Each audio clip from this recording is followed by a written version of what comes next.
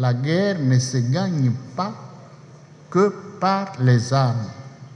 Il y a les médias, la presse.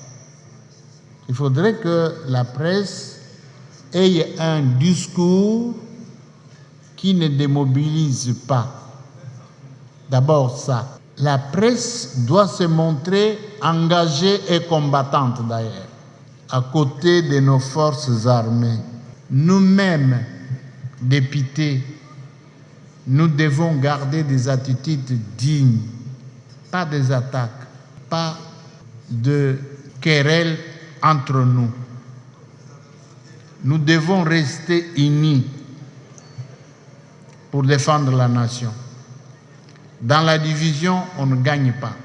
Nous devons discipliner les médias aussi. Les réseaux sociaux racontent n'importe quoi. Il faudrait que la proposition de loi sur les cybercriminalités soit examinée le plus tôt possible. Il faut qu'on trouve ce texte-là, honorable rapporteur. On va l'enrichir et nous devons l'adopter. Parce que pour l'instant, même ces réseaux sociaux risquent de dépraver nos mœurs. Même nos enfants risquent d'être corrompus par ces réseaux sociaux. Nous devons faire attention à ça en ce moment ici. Il y en a qui nous projettent des vidéos qu'ils ont ramassées n'importe où. Je ne veux pas accuser tout le monde, mais il y a quand même quelques journalistes là qui ne sont pas des patriotes. Ils mettent n'importe quoi dans les réseaux. Ils ne savent pas que le Congo nous appartient tous. Ce pays nous appartient tous, y compris ceux qui ont choisi de venir travailler ici. Ils ont droit à notre protection et ils ont aussi droit à défendre le Congo. J'ai attendu que la plénière finisse. Je suis allé jusqu'à après minuit, à peu près, pour tenter de faire passer ma motion et demander au bureau de l'Assemblée nationale de convoquer un congrès spécial pour la sécurité et l'agression dont nous sommes victimes, nous, la RDC. Les pays qui nous attaquent, les pays qui nous agressent, mettent tout leur temps à réfléchir sur les stratégies à mettre en pratique pour nous anéantir. Mais j'ai l'impression que les hommes politiques congolais, à part le président de la République, j'ai l'impression que tous les autres aiment se reposer pendant un temps aussi difficile comme celui-ci. Nous sommes en guerre.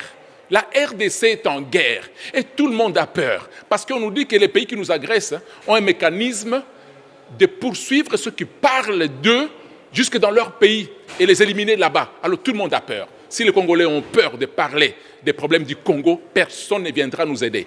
Il y aura toujours des martyrs dans ce pays. Alors je suis venu dire ceci au nom des populations de l'Est et au nom des populations de la RDC. Il faut qu'il y ait un congrès spécial sur la sécurité et sur l'agression que nous sommes en train de subir. Parce que trop, c'est trop. Les pays qui nous agressent font des réunions nuit et jour, ne dorment pas, réfléchissent pour nous anéantir, pour nous éliminer, pour occuper nos terres. Mais nous, les Congolais, nous sommes en train de faire comme si ce n'était pas aussi grave. J'ai dit ceci, il faut un congrès. Il faut un congrès, que le Sénat et l'Assemblée nationale se réunissent pour parler de la guerre. La RDC est agressée. Et si vous suivez les informations, les pays qui nous agressent ont déjà passé une communication. Ces pays-là font un lobbying diplomatique terrible.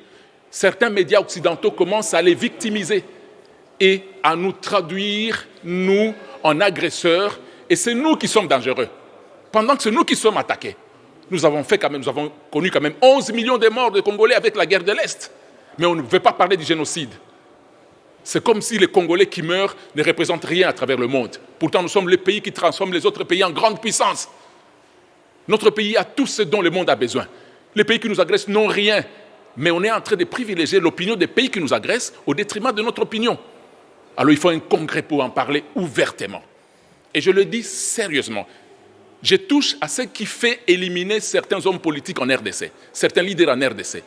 Les agresseurs éliminent nos leaders. Ils ne blaguent pas, mais je